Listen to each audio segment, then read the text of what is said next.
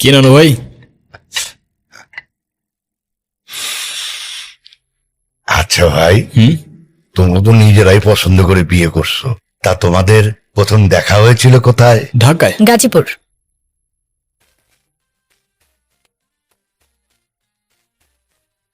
মানে ঢাকায় গাজীপুর সাফারি পার্কে। আসলে নানু ভাই, আমি সাফারি পার্কে ঘুরতে গিয়েছিলাম, ওখানেই আতিফের সাথে আমার প্রথম দেখা হয়। সেটা তো বুঝতেই পারছি।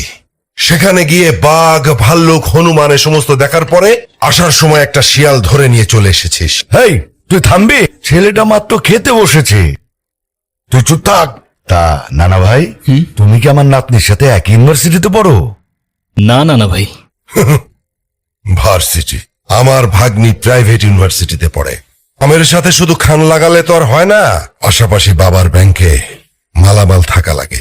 মামা ইউনিভার্সিটিতে তো পড়িনি, তবে আমিও গ্র্যাজুয়েটেড, সফটওয়্যার ইঞ্জিনিয়ারিং শেষ করেছি। যদিও আমি বলবো না, তবে you guys can call me engineer. বাহ বাহ, বেশ ভালো। বাবা বেশ ভালো বললে হয়ে যাবে? আব্বা, এই সব কিছু মিথ্যে কথা আর ধান্দাবাজি। ছোট লোক কখনো জাতে উঠতে পারে? বলেন আমাকে পারে? শোনেন, ওই যে একটা কথা আছে না, নদীর পানি কিন্তু সাগরে গিয়ে মেশে, আর কুয়োর পানি সাগর তো দূরের কথা, নদীর ধারে কাছেও তো যেতে পারে না। মামা, এটা কিন্তু আপনি ভুল বললেন। সাগরের পানি যতই হোক না কেন, শেষ পর্যন্ত তৃষ্ণা মেটাতে কিন্তু আপনাকে ওই ছোট্ট কুয়োর কাছেই আসতে হয়। কি আর জবাব দিয়া হয় মেরা ভাই। তোমরা খাও। কি ব্যাপার বাবা, তুমি খাচ্ছ না কেন? খাও। আমাকে বল না দেওয়া পর্যন্ত আমি কিছু খাবো না। আবার বল, খাওয়ার সময় বল, চুপচাপ ভাত খা।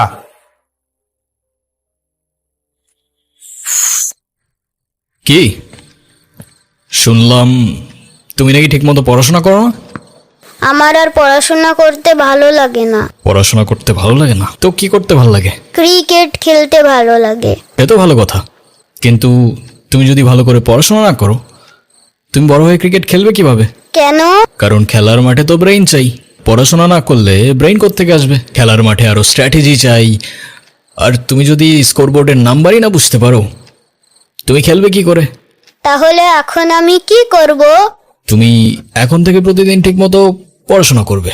হ্যাঁ, মজা করবে, খেলবে, সবই করবে, সাথে পড়াটাও করবে। কারণ পড়াশোনা মানে কিন্তু শুধু বই মুখস্থ করা না, পড়াশোনা মানে তোমার স্বপ্নের জন্য নিজেকে তৈরি করা। আচ্ছা।